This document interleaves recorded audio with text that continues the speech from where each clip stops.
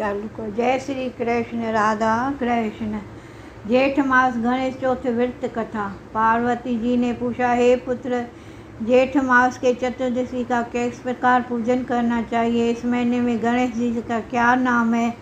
भोजन के रूप में कौन सा पदार्थ ग्रहण करना चाहिए? इसकी विधि का आप संक्षेप में बताइए। गणेश जी ने कहा, हे माता, ज्येष्ठ कृष्ण चतुर्दशी सौभाग्य एवं पति प्रदगिनी है। इस दिन मृषिक रखा नामक गणेश जी की पूजा भाव भक्ति पूर्वक करनी चाहिए। इस दिन निर्मित भोजन पदार्थ अर्थात लड्डू पूड़ी आदि बनाकर गणेश जी को अर्पित करें। ब्राह्मण को भोजन के पश्चात स्वयं भोजन करे। हे माता, इससे संबंधित पूर्व इतिहास का मैं वर्णन कर रहा हूँ। पूजन और व्रत की विधि जो पुराणों में वर्णित है उसे सुनिए। सतयुग में यज्ञ करने वाले पृथु नामक राजा हुए। उसके राज्य दयादेव नामक का एक ब्राह्मण रहता था। वेदों में निषाद उनके 4 पुत्र थे। पिता ने अपने पुत्रों का विवाह गृह सूत्र में वैदिक विधान से कर दिया। उन 4 बहुओं में बड़ी बहू अपनी सास से कहने लगी, हे सासू जी, मैं बचपन से ही संकट नाशन गणेश चतुर्दशी का व्रत करती आई हूँ। मैंने पितृगृह में इस शुभदायक व्रत को किया है। अतः हे कल्याणी, आप मुझे यहाँ व्रत अनुष्ठान करने व्रत रहने की अनुमति प्रदान करें। पुत्रवधू की बात सुनकर उसके ससुर ने कहा, हे बहू, तुम सभी बहुओं में श्रेष्ठ और बड़ी हो। तुम्हें किसी प्रकार का कष्ट नहीं है और न तो तुम भिक्षुणी हो। ऐसी स्थिति में तुम किस लिए व्रत करना चाहती हो? हे सौभाग्यवती, अभी तुम्हारा समय उपभोग करने का है। ये गणेश जी कौन है जिनकी तुम व्रत करना चाहती हो? फिर तुम्हें करना ही क्या है?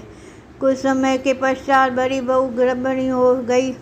10 मास के बाद उसके सुंदर बालक को प्रसव किया।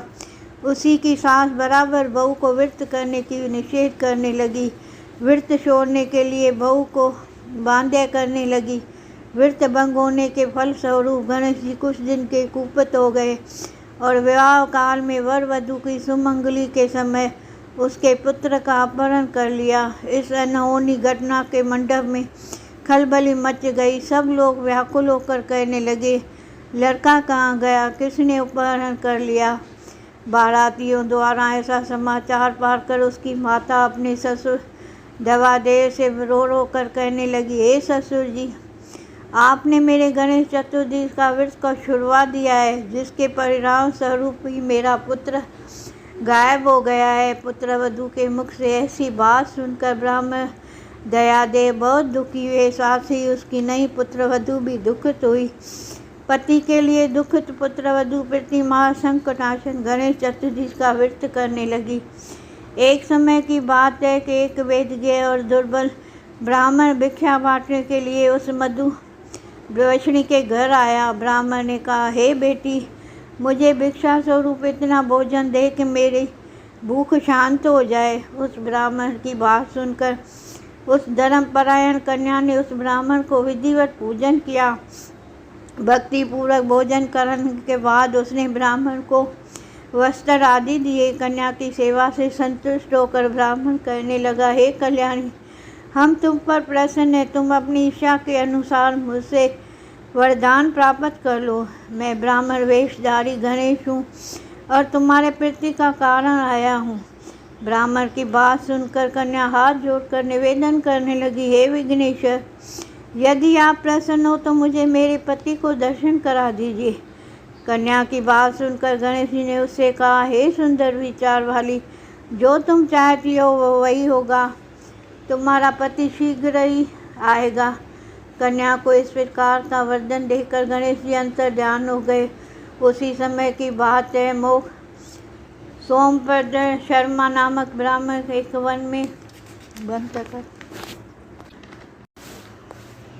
उसी समय की बात है, सोम शर्मा नामक ब्राह्मण एक वन में से उसी ध्वज बालक को नगर में लाए। अपने पौत्र को देखकर दयादेव नामक ब्राह्मण बहुत प्रसन्न हुए। बालक की माता के हर्ष की तो सीधी बात ही नहीं रही। साथ ही संपूर्ण नगरवासी भी खुश हो गए। बालक की माता ने पुत्र को छाती से लगा लिया। कहने लगी, गणेश जी के प्रसाद से मैंने खोया हुआ पुत्र को प्राप्त किया, इसलिए वस्त्र आभूषण से अलंकृत किया। दया देव के बराबर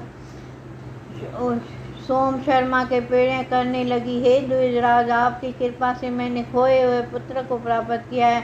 खोया हुआ बालक घर में आ गया। सोम शर्मा ने ससु आदि भोजन कराकर थाली दुपट्टा में विभूषित करके गोदान किया। फिर से ये मंडप में निर्माण करके विधि पूर्वक वैवाहिक कार्य संपन्न किया। इसी से सब खुश हुए।